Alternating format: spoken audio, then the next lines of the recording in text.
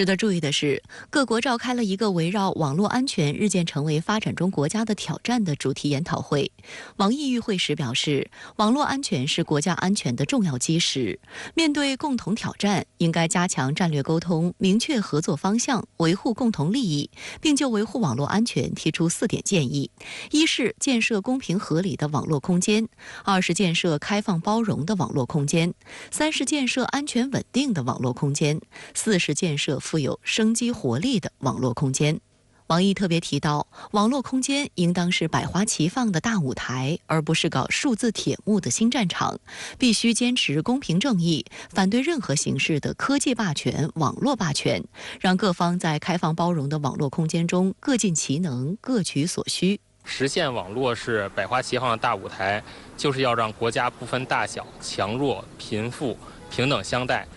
对于黑客入侵这样的问题，就是要秉持公正透明的原则，不能搞一言堂，要以百花齐放的原则，建立全球透明参与、公正评判的机制，实现网络空间各国互信，实现全球网络空间的光明前景。王毅此番表态也被外界认为是针对美国近期反复散布所谓中国间谍网络攻击的虚假信息的回击。此轮炒作起于本月11号，美国微软公司声称一个中国黑客组织入侵了与西欧政府机构相关的电子邮件账户。微软还言之凿凿称，正与美国国土安全部以及网络安全和基础设施保护局合作，防止类似事件再次发生。该说法迄今为止没有任何证据支撑。对此，外交部第一时间回应表示，美方应尽快就其网络攻击行为作出交代，而不是散布虚假信息转移视线。美国是作为全球最大的黑客帝国和网络窃密者的这个事实，微软公司注意到了没有？但美方继续加大炒作力度，甚至白宫方面也出面为无中生有的黑客说背书。美国《华尔街日报》21号援引所谓知情人士的话声称，与中国政府有关联的黑客侵入美国中情局长伯恩斯的电子邮箱，声称同样受到此次网络间谍攻击的还有负责东亚和太平洋事务的助理国务卿康达。而在与报道发布同一时期举办的阿斯彭论坛上，伯恩斯应询称，美国在华情报网络重建已经取得进展，正努力构建强劲的人力情报收集能力，以补充其他情报的获取渠道。美国国务卿布林肯也继续拱火表示，目前美方有关部门仍在调查中，并声称如有必要，美方将对此采取适当行动。对此，中国外交部明确指出，美国政府此类散布虚假信息的机构多为美国的国家安全局，也就是美国的网军司令部，这才是全世界最大的黑客组织。今年5月，中国国家计算机病毒应急处理中心与360公司共同发布了《黑客帝国调查报告》美国中央情报局。报告显示，美国中央情报局开展了规模庞大的全球性网络攻击行动，其中使用了一大批至今未被公开披露的后门和漏洞，在世界各地建立僵尸网络和攻击跳板网络，针对网络服务器、网络终端、交换机和路由器以及数量众多的工业控制设备分阶段实施攻击入侵行动。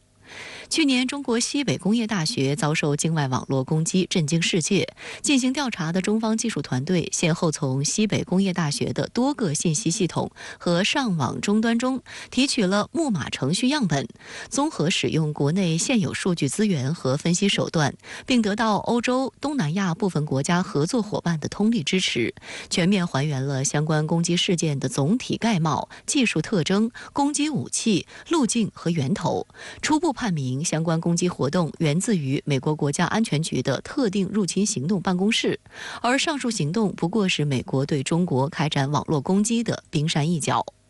中国现代国际关系研究院科技与网络安全研究所助理研究员周宁南在接受深圳卫视记者采访时指出，美国在全球范围内进行无差别情报监听早已不是新鲜事，触角伸向各个领域，包括针对联合国秘书长以及各国总统进行长时间的窃听。他提到，美国还未认识到散布网络攻击虚假信息只会破坏其在全球网络问题上的互信。可以预料，美国还会在错误的道路上越走越远，还会继续贼喊捉贼，利用黑客说大做文章，以谋求其背后不可告人的政治目的。这些国家一面发动网络攻击，连盟友也不放过，一面试图扮演全球网络警察，以防范网络攻击为名，试图染指全球网络空间秩序主导权。应该说，世界各国对这些动机和做法都心知肚明。这些双重标准的做法，应该说是以立假人者罢，必将受到历史的公正判决。近年来，伴随着人工智能的高速发展，在全球范围内也引发关注及争议，各方纷纷着手加强对人工智能使用的管理。本月，国家网信办等7部门联合发布《生成式人工智能服务管理暂行办法》，自8月15号起施行。世纪老人、美国前国务卿基辛格在其新书中发出警告：人工智能正极有可能颠覆性地重塑全球安全格局，并有可能加剧中美等大国之间的竞争与对立。他呼吁各国未雨绸缪，就人工智能军事用途的限制积极展开对话。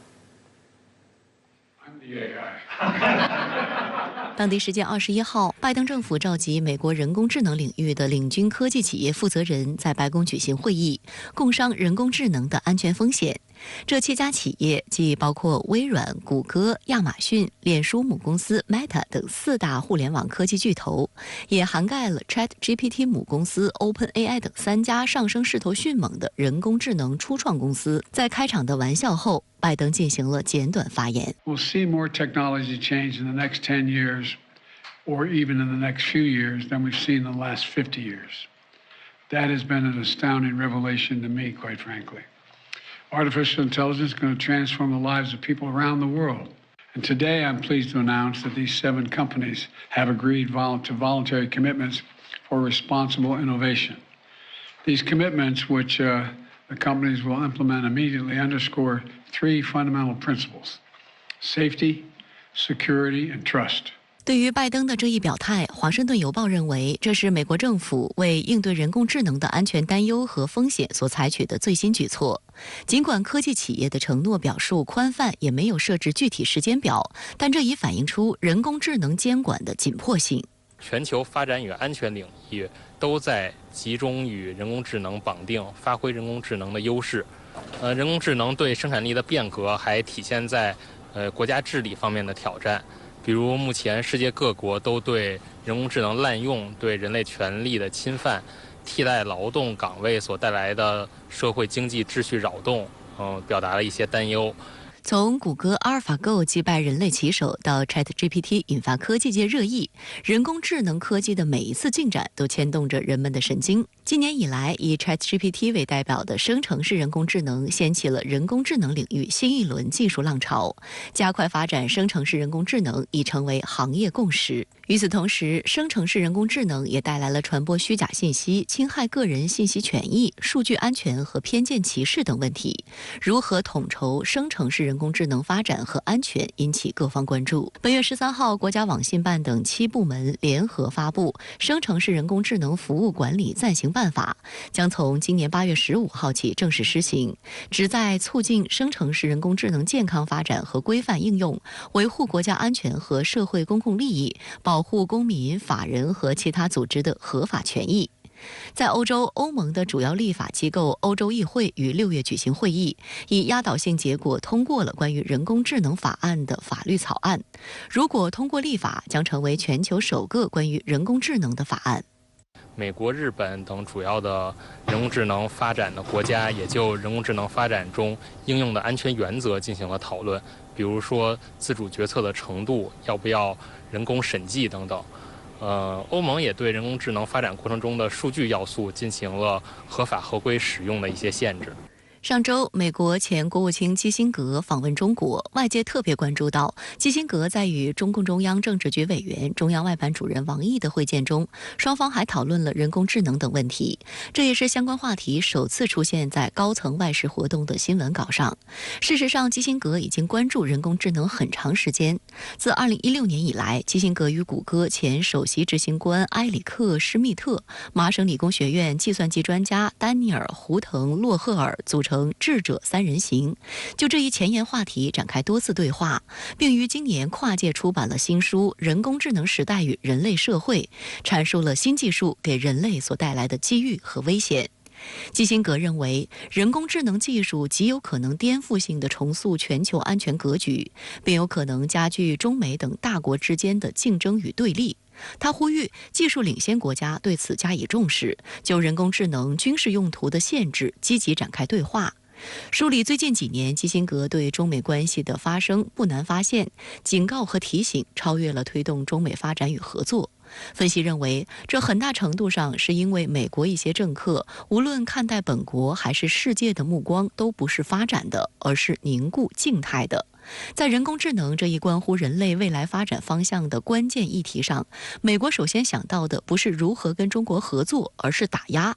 据美媒报道，去年10月，美国商务部发布禁令，禁止半导体设备制造商向中国出售某些设备和出口一些用于人工智能应用的芯片。目前，拜登政府正计划更新这项禁令，升级对华半导体出口限制措施，包括考虑收紧向中国出口人工智能芯片。In theory, the United States has declared that it will always maintain and insist upon human control of artificial intelligence. From a practical point of view, it's impossible. Well, it's a highly desirable objective, but the speed with which artificial intelligence acts will make it problematical in crisis situation. In relying on the answer, we cannot double-check it because we cannot review all the knowledge that the machine has acquired. We are giving it that knowledge. 作为世界上最主要的科技大国，美国最先将人工智能技术用于军事领域，打开了智能化战争的潘多拉魔盒。基辛格对此十分担忧，他在多个场合都曾表示，如果不想办法限制人工智能的影响力，将会导致一场灾难性的疯狂竞赛。他认为人工智能能够做出人类想不出的，但具有毁灭性效果的举动，其威力可能远远超过核弹。尽管核武器具备毁灭性，但它们不具备人工智能自主启动的能力。如果人类不去约束它，或者给它设立道德规范，它就真会摧毁人类。相关话题来连线特约评论员张思南。张先生您好。人工智能现在是全球焦点，基辛格最新专著也从国际战略角度对其进行全面分析。您对此怎么看呢？主持人好，对这个问题，外交部前副部长傅莹在2019年有过一篇详尽的论述，我想在此和大家分享一些其中的观点和一些我个人的感悟。讨论人工智能会不会影响未来国际关系的走向，我们首先要明确什么是人工智能。傅莹将人工智能大致分为5类，狭义人工智能指的是模拟人类某种特定智能行为的一种模式，比如识别、学习、推理、判断。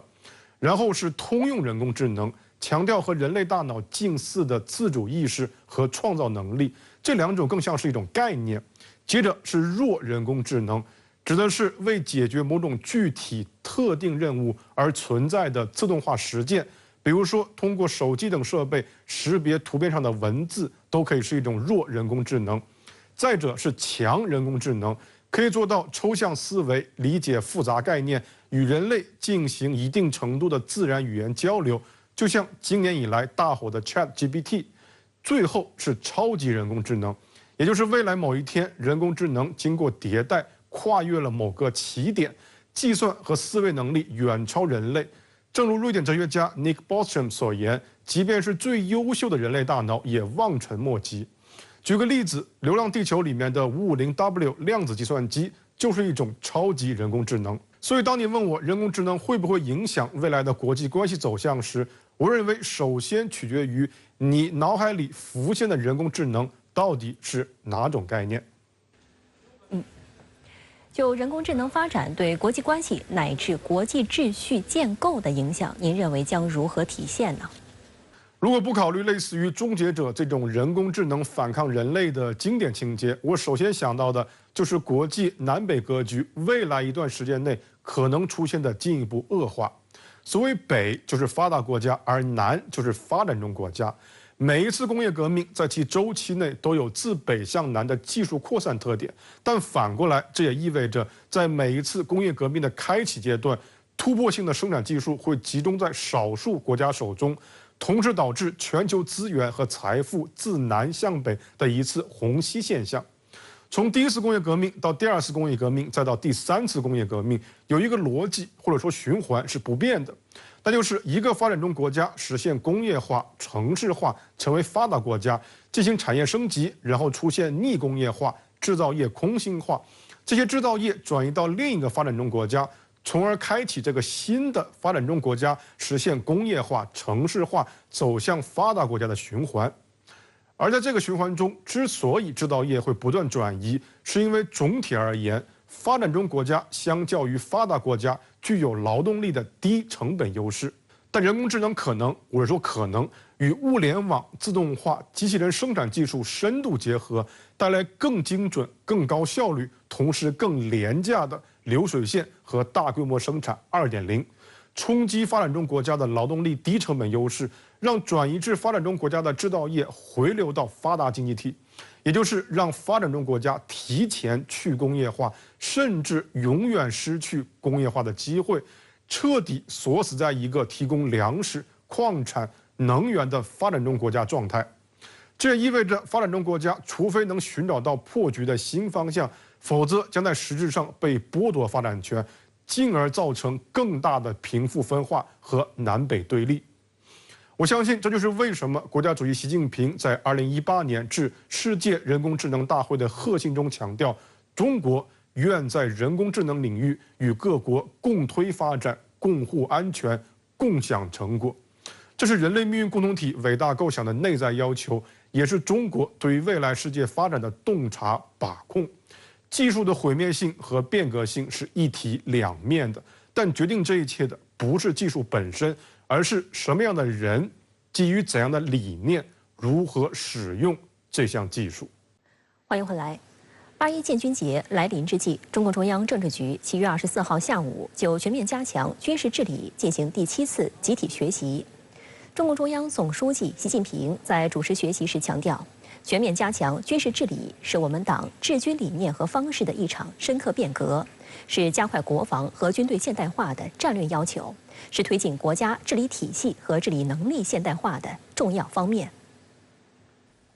习近平指出，党的18大以来，党中央和中央军委在领导推进强军事业的进程中，坚持党对军队绝对领导，积极推进军事治理探索实践，特别是通过深化国防和军队改革，推进依法治军，加强和改进军队战略管理等，形成一系列全新的体制机制、法律法规、政策制度，在新时代坚持和发展了中国特色社会主义军事制度，有力促进了国防和军队现代化。习近平强调，世界100年未有之大变局加速演进，新一轮科技革命和军事革命迅猛发展，我军建设正处在实现建军100年奋斗目标的关键时期，要认清全面加强军事治理的重要意义，强化使命担当，发扬改革创新精神，加大军事治理工作力度，以军事治理新加强助推强军事业新发展，以高水平治理推动我军高质量发展。习近平指出，全面加强军事治理是复杂系统工程，涉及国防和军队建设方方面面，要强化系统观念，要加强全局统筹，要加强军费管理和监督，要深入推进战略管理创新，要高度重视基层治理，要把军事治理同改革和法治有机结合起来。习近平强调，加强跨军地治理是全面加强军事治理的应有之义，是巩固提高一体化国家战略体系和能力的内在要求。中央和国家机关有关部门、地方各级党委和政府要强化国防意识，加强统筹协调，尽好国防建设领域应尽的责任。军队要同地方搞好沟通协调，充分发挥军事需求对国防建设的牵引作用，要持续优化体制机制，完善组织体系，健全政策制度，形成各司其职、紧密协作、规范有序的跨军地工作格局。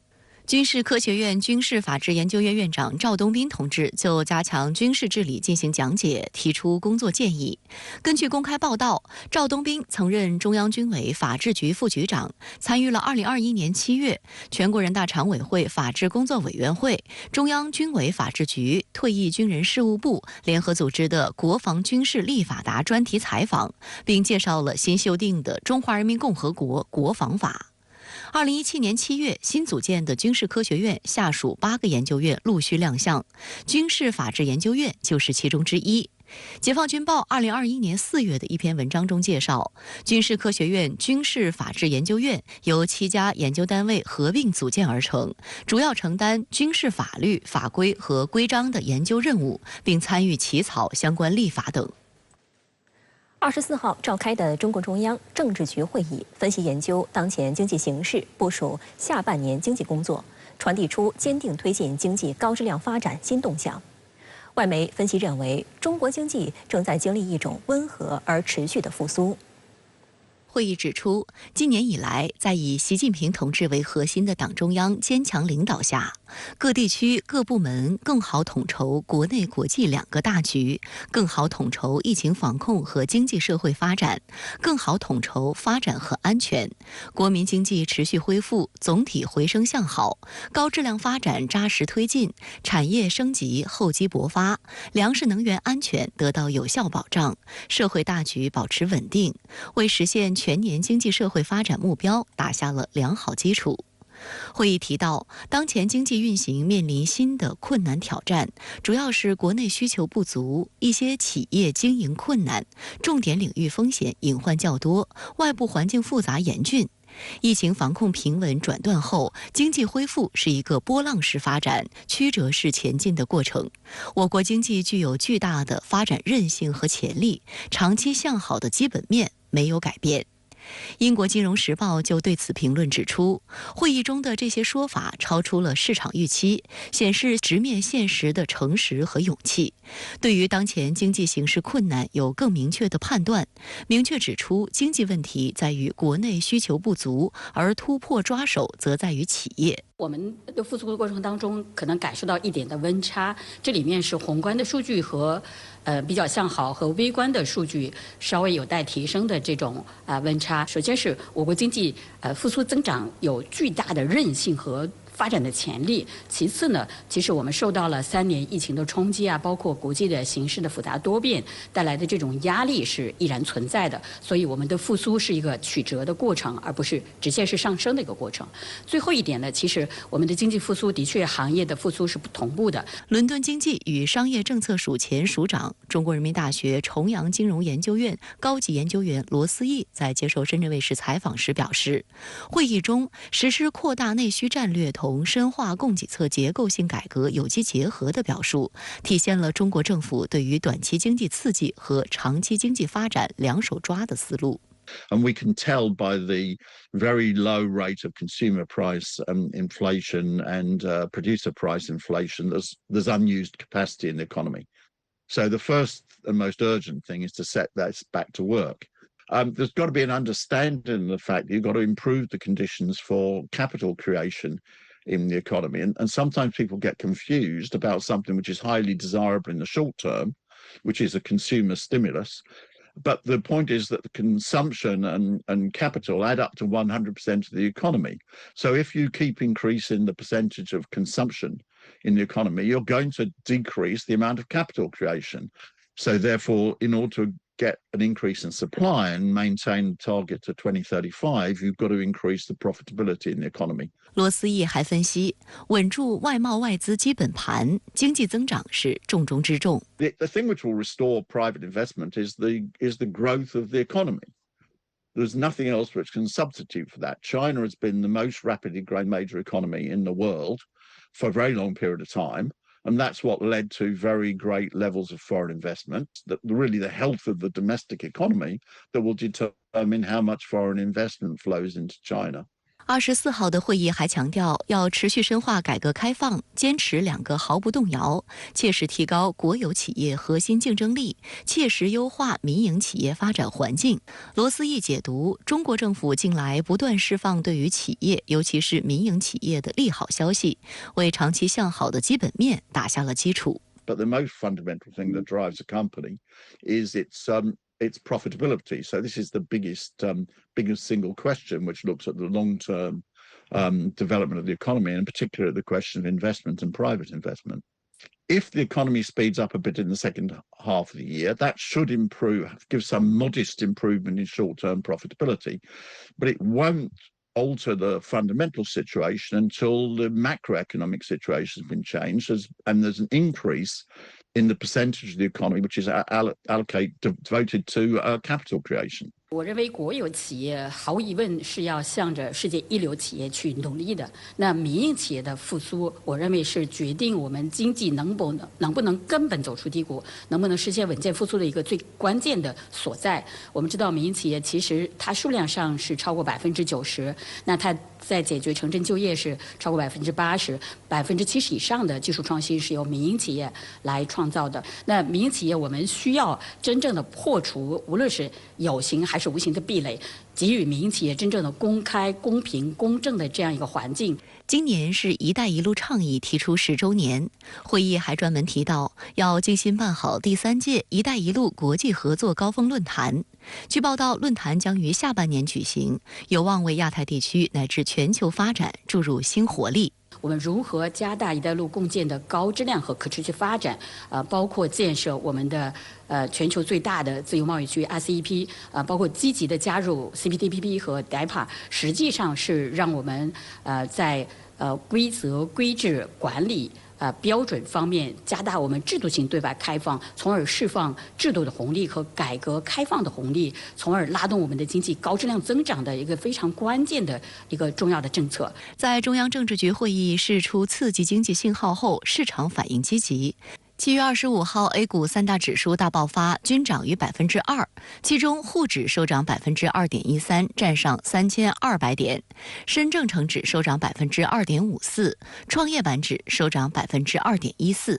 此外，中概股也集体大涨。纳斯达克金龙中国指数上涨4.3%，创5个月最大涨幅。外媒和国外投资机构日前热切关注中国经济走向。来自苏黎世瑞万通博资产管理公司的专家就认为，中国经济正在经历一种温和而持续的复苏。So overall, I think there's some caution there among the market. However, I will say that there have been some signs, notable signs of improvement.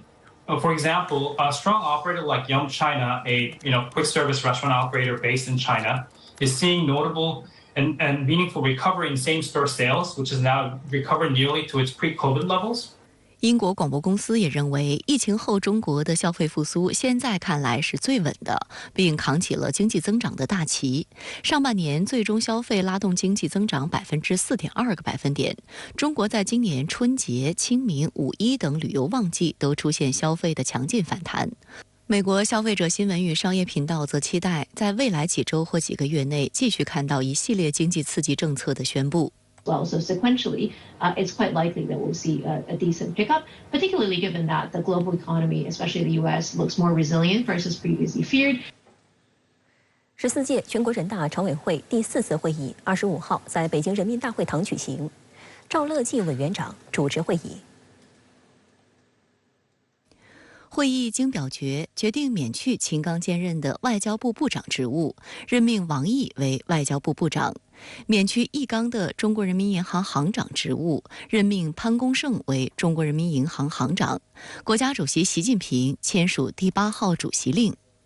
为贯彻落实党中央决策部署，适应预防、惩治行贿等犯罪的实践需要，委员长会议提出了关于提请审议刑法修正案12草案的议案。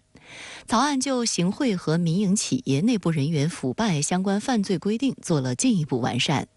受委员长会议委托，全国人大常委会法制工作委员会主任沈春耀做。正在南非约翰内斯堡访问的中共中央政治局委员、中央外办主任王毅密集会见了金砖各国代表，并在出席13次金砖国家安全事务高级代表会议上谈及网络安全时表示，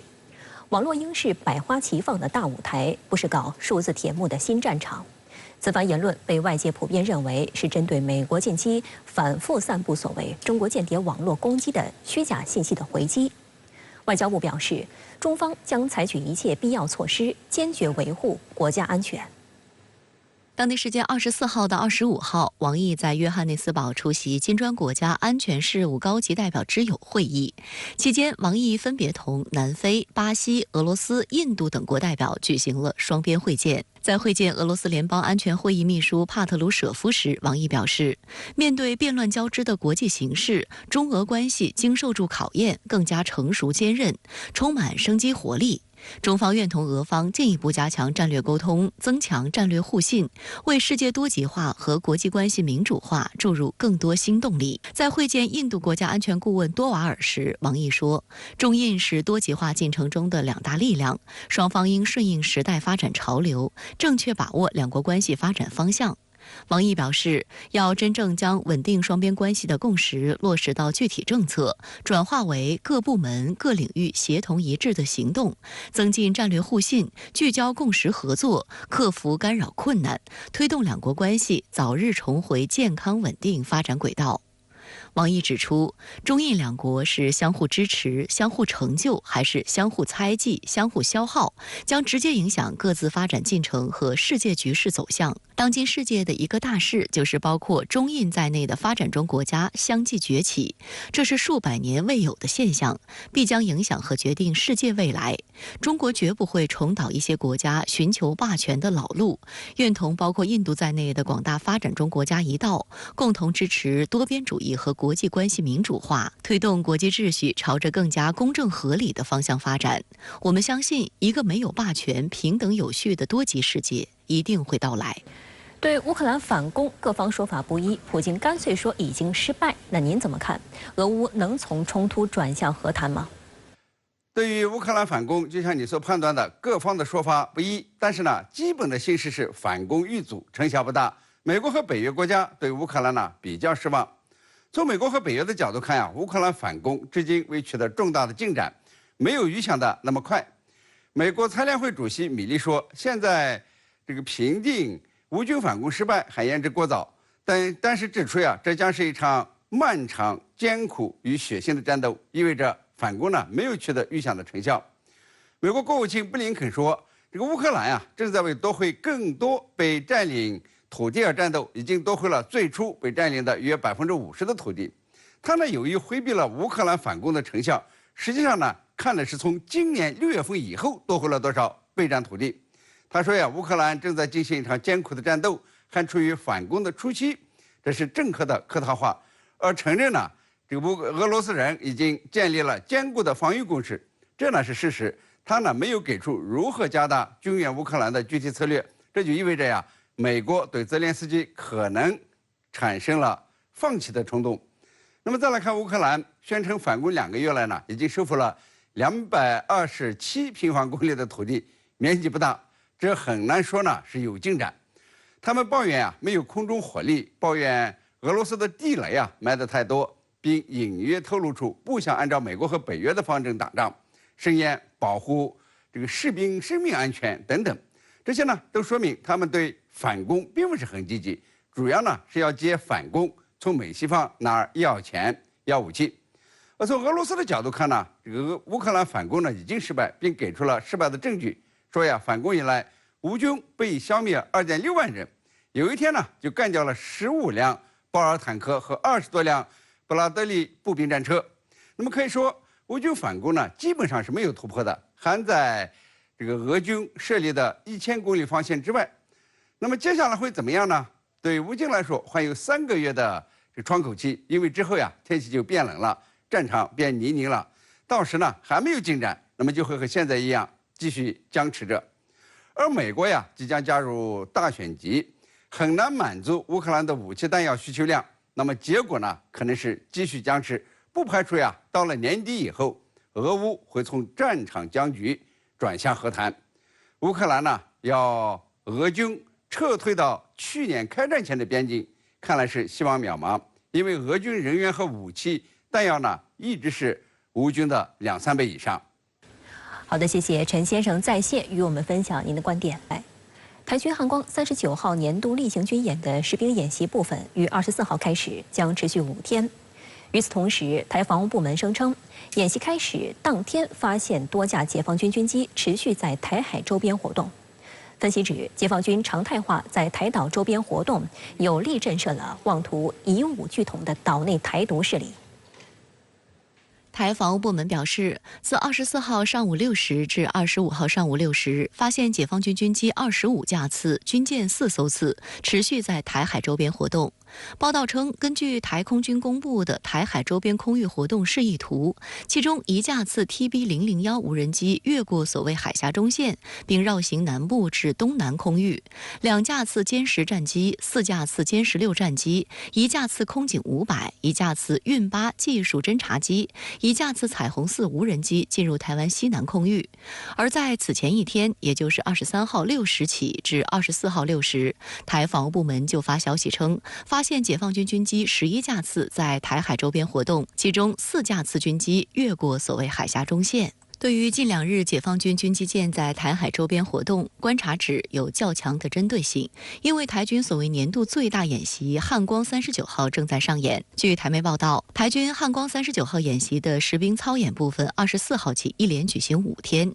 这次演习科目大幅增加了所谓民间重大基础关键设施的防卫推演，包括桃园炼油厂、桃园机场反空机降、台北港攻防、台北车站防护、台东贝园丰年机场起降以及新北八里联合反登陆作战等。台媒报道称，这可说是汉光演习举办39年来所谓最逼真、最接近实战的一次。他所说的，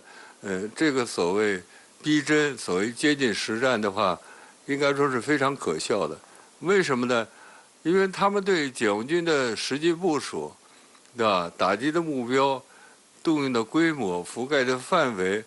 作战的范围等等，都是一无所知的。那么在这种情况下，只凭着自己的推测来设定演习响定，就认为是逼近实战，那么应该说还是比较可笑的。报道指，这次演习是参考了解放军去年8月、今年4月的2场环台岛实战化演训的内容。据透露，台军防卫作战重心放在北部作战区，中部作战区及所谓外岛的演练重点应是待命警戒。不过，台防务部门24号表示，根据气象局报告，台风杜苏芮可能侵袭台湾。基于安全因素及防台整备考量，台空军已决定取消25号台东丰年机场战力整补操演科目，且台风影响所及，26号桃园机场反空机降演练，27号的巴黎反登陆操演恐也无法如期实施。不是讲说我讲好，说搬就搬了，好不好？这个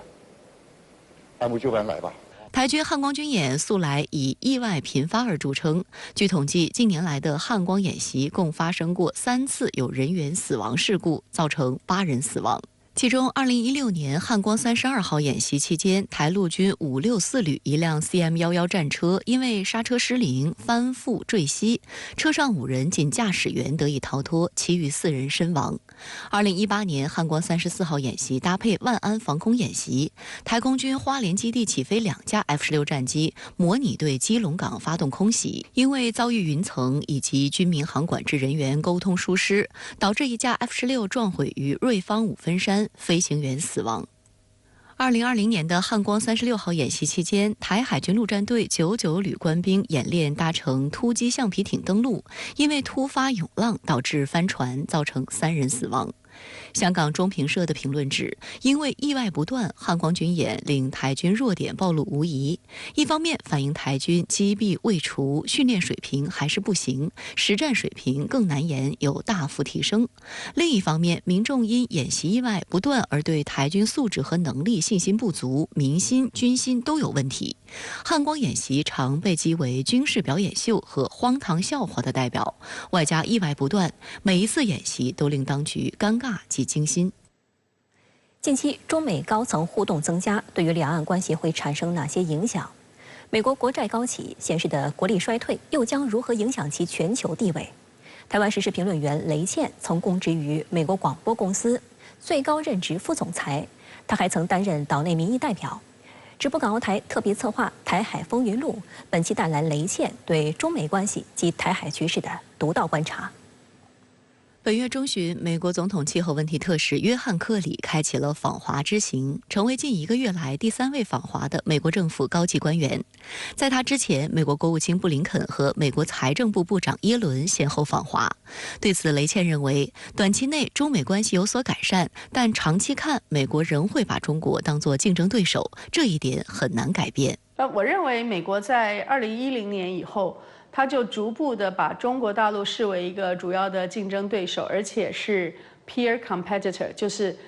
等量齐观的啊，就是势均力敌的敌手。到了2014年呢，这个国家大战略应该已经定下来了，不太容易改变，只是它在哪一个场域会发生什么事情有所变化。譬如说，今天我们打外交仗，明天打军事仗，后天打金融，再来打经济，它在这些场域中间做了一些变化而已。所以，中美关系在我看来就是停停走走，好好坏坏，他们就会有时候好，有时候坏，有时候往前走，有时候退2步，这就是看互相在实力上面的比拼，都是用好像那种武林高手的内劲啊，2个人握着手，就像推手一样。中美高层互动增加，是否会对两岸关系带来暖意？雷倩认为，如果没有美国的介入，两岸也是有智慧和能力处理好关系的。但是，只要美国一日不停止插手台海事务，台湾就难改充当美国棋子的命运。两岸是有能力、有智慧去解决自己问题，完全不应该由外国西方列强来主导我们的命运。可是你在台湾，你看我们最近在谈的是什么？我们在谈的是又有什么武器要来了 ？AIT 要扩张它现在的总部，新的武器要来，新的所谓的军事教官要来，新的政府官员要到我们的政府的部门里面，作为美国学者来研究。那再加上各种各样完全修改了过去我们的防卫计划的这些作为，只要台湾的执政者是在美国的控制之下，台湾的问题就是危如累卵，因为我们不是自己在决定两岸人的命运。民进党当局不仅是妄图以美谋独，近日有媒体曝光，英国前首相特拉斯5月窜访台湾地区，民进党当局为此花费了近400万新台币，而特拉斯的任期只有49天。起来非常漂亮的外交烟火，其实在我看来，对于改善两岸的现状，或者是蔡英文政府想要做的台海问题国际化，都没有真正的实质效果。更何况呢？台海问题真正的国际化，是因为美国跟西方媒体希望我们进入战争，所以现在的这条路线是绝对错误的路线。也因此，我认为2024年台湾的这个选举，就是战争与和平的选择以外，它更是假定我们可以进入和平，更是将来你到底在两岸中间你要用什么方向，两边要如何合作，有什么路径图，有什么执行方案可以一起往前发展，这一条路线的选择。